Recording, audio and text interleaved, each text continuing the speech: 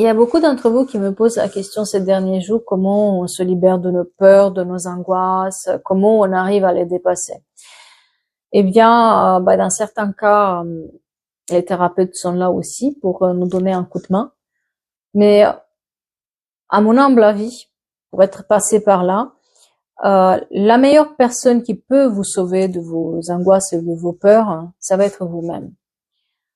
C'est-à-dire que du moment où vous savez ce qui va pas, qu'est-ce qui a pu procurer ces angoisses et ces peurs, eh bien, il va falloir les affronter, tout simplement.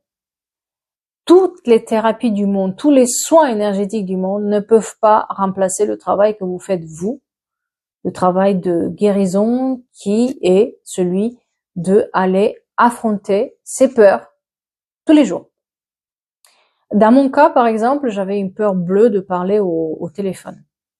J'ai loupé des opportunités dans ma vie à cause du fait qu'il fallait appeler et j'osais pas parce que j'avais peur qu'on me comprenne pas ou qu'on rigole de mon accent ou que je comprends pas ce qu'on me dit et qu'on s'entend pas, etc.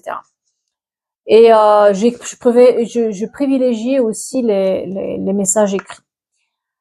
Et je voyais bien que je perdais des opportunités. Eh bien, jusqu'au jour où quelqu'un m'a posé la question, mais si t'avais pas peur, tu ferais quoi? Ah ben là, je me suis mise à dire plein de choses, plein d'idées. Je me dis, mais pourquoi tu le fais pas, en fait?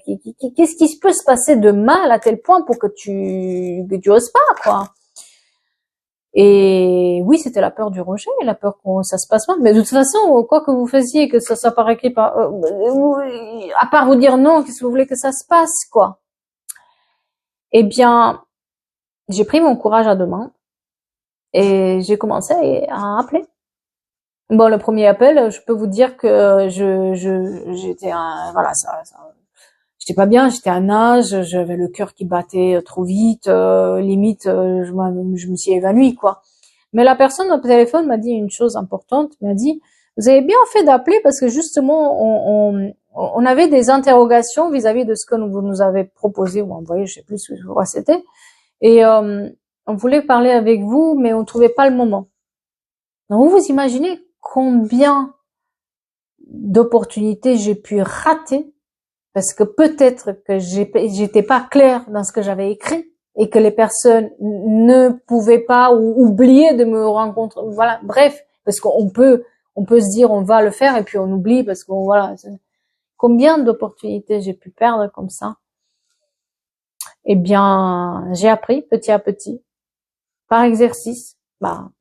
Je l'ai fait tous les jours, que j'ai envie ou pas. Je me force tous les jours à me montrer, à être devant les gens. Si vous pensez que c'est facile pour moi de parler devant une caméra, j'ai appris avec le temps. Mais c'est que comme ça on peut avancer, hein. Oui, les soins et les thérapies aident, mais si vous prenez pas le taureau par les cornes vous-même, personne peut vous aider véritablement.